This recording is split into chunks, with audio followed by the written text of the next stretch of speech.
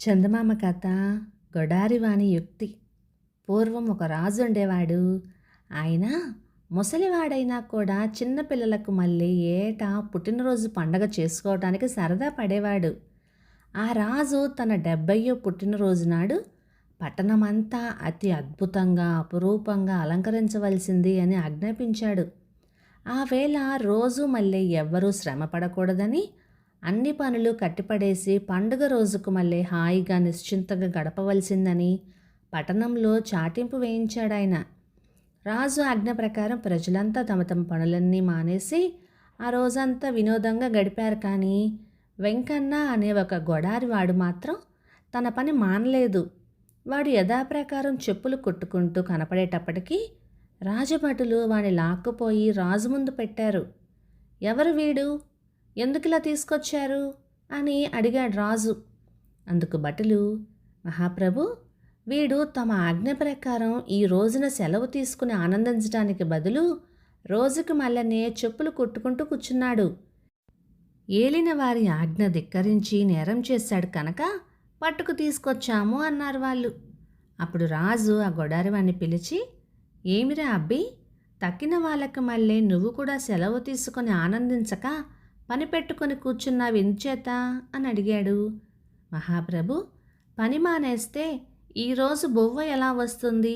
రెక్కాడితే గాని డొక్కాడని స్థితి కదా బాబు మాది అన్నాడు గొడారి వెంకన్న. ఇది వరకు సంపాదించుకున్నది ఏమి నిల్వ చేసుకోలేదా మరి? ఎప్పటిదప్పుడే ఖర్చు పెట్టేశావా? ఇంతకు నువ్వు రోజు నీ వృత్తి వల్ల ఎంత సంపాదిస్తావు అని ప్రశ్నించాడు రాజు. 6 అణాలు సంపాదిస్తాను ప్రభు అన్నాడు గొడారివాడు. 6 అణాలే? ఇకనేం, డబ్బిస్తే తవ్వెడు కందులు వచ్చే ఈ చవక రోజులలో నీలాంటి వాడికి రోజుకు 2 అణాల కన్నా ఎక్కువ అక్కర్లేదు. మిగతా నాణేలు నిల్వ చేసుకోక ఏం చేస్తున్నట్టు అన్నాడు రాజు. ఇలాగ తనను రాజు నిలదీసి అడిగేటప్పటికీ వెంకన్న ఇలా చెప్పాడు, సగముతో రుణము తీర్చెదను, సగముతో రుణము ఇచ్చేదను అని. రాజుగారికి వాడి మాటలలో అర్థం తెలిసింది కాదు. ఏమిటి, 2 అణాలతో రుణం తీరుస్తావా? అలాగైతే నీకు అప్పులు కూడా ఉన్నాయన్నమాట. రుణాలు ఉన్నవాడివైతే రోజు 4 అణాల చొప్పున ఆ రుణాలు తీర్చుకోక అందులో మళ్ళీ 2 అణాలు కేటాయించి మరెవడికో అప్పు ఇవ్వడం ఏమిటి చిత్రం అని అడిగాడు. అందుకు బదులుగా గొడారి వెంకన్న చేతులు జోడించలేక చెప్పాడు, మహాప్రభు, నా తండ్రి ఇంకా జీవించే ఉన్నాడు. అతడు ఇప్పుడు సత్తువ ఉడిగిపోయి ముసలివాడై ఉన్నాడు. పనిచేసి డబ్బు సంపాదించుకురాగల కాలం వెళ్ళిపోయింది అతనికి. నా చిన్నతనంలో అతడు వ్యయ ప్రయాసలకు లక్ష్య పెట్టక నన్ను పెంచి పెద్దవాణ్ణి చేశాడు. అతని వల్ల ప్రయోజకుని అయ్యి ఇప్పుడు సంపాదించుకుంటున్న నేను నా సంపాదనలో నుంచి రోజు 2 అణాలు అతనికి ఖర్చు కోసమని ఇచ్చి అతని రుణాన్ని తీర్చుకుంటున్నాను. సగముతో రుణము తీర్చదను అనటంలో ఉద్దేశం ఇదేనన్నాడు. రాజు గొడారివాణి పితృభక్తికి మెచ్చుకున్నాడు. అయితే సగముతో రుణము ఇచ్చేదను అంటివే, రుణం ఎవరికిస్తున్నావు అని మళ్ళీ అడిగాడు. అందుకు వెంకన్న, ప్రభు, ఎవరికో కాదు, ఆ 2 అణాలు నా కొడుకుకే ఇస్తాను. నా తండ్రికి మళ్ళీ నేను కూడా కొన్ని సంవత్సరాలు గడిచేటప్పటికి ముసలివాణ్ణి అయిపోయి జవసత్వాలు ఉడికిపోతాయి. ఆ దారుఢ్యం లేని కాలంలో నాకు నా కుమారుడు సంపాదించి పెట్టాలి. అందుకోసం ఇప్పుడు వాడికి ధనం ఇచ్చి పెద్దవాణ్ణి చేసినట్లయితే తర్వాత నా ముసలి కాలంలో వాడు నా రుణం తీర్చుకుంటాడు అని చెప్పాడు.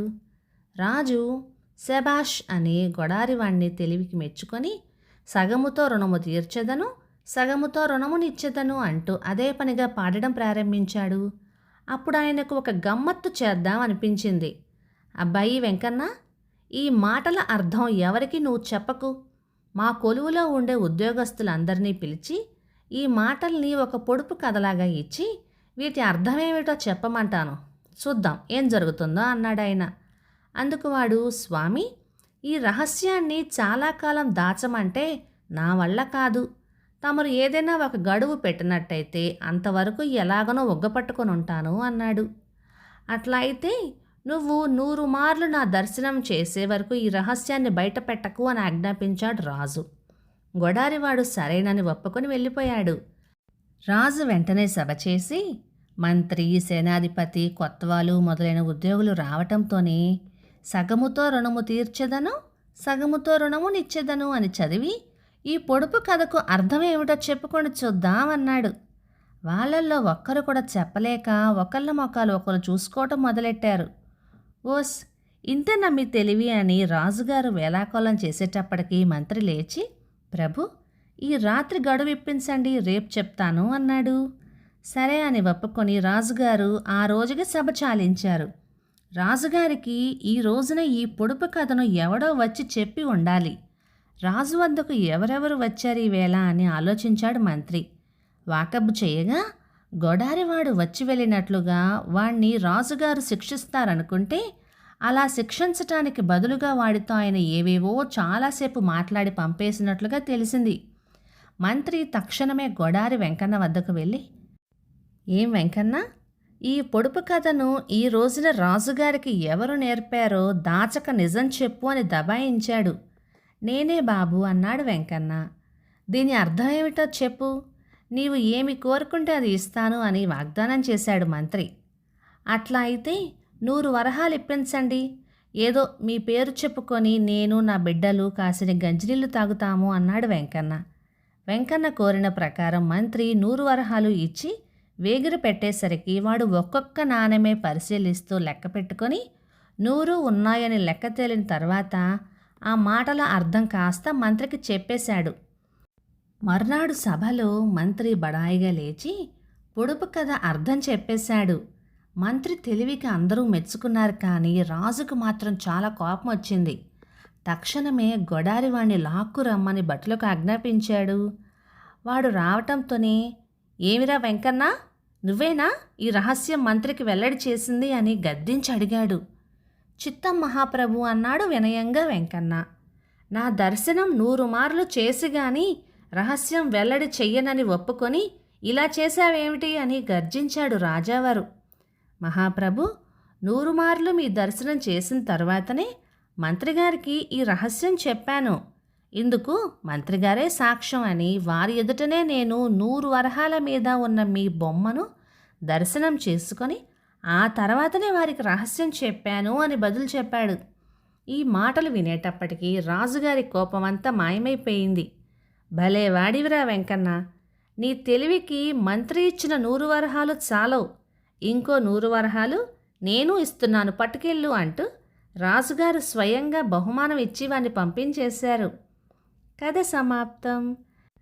ఇక ఈ కథ 1950 అక్టోబర్ నెల చందమామలో వచ్చింది. రచన పాలంకి వెంకటరామచంద్రమూర్తి గారు, మద్రాసు నుంచి. ఇక ఈ కథ మీకు నచ్చినట్లయితే లైక్ చేయండి, షేర్ చేయండి. ఇలాంటి మంచి తెలుగు కథల కోసం మన ఛానల్ని సబ్స్క్రైబ్ చేయండి. Thank you.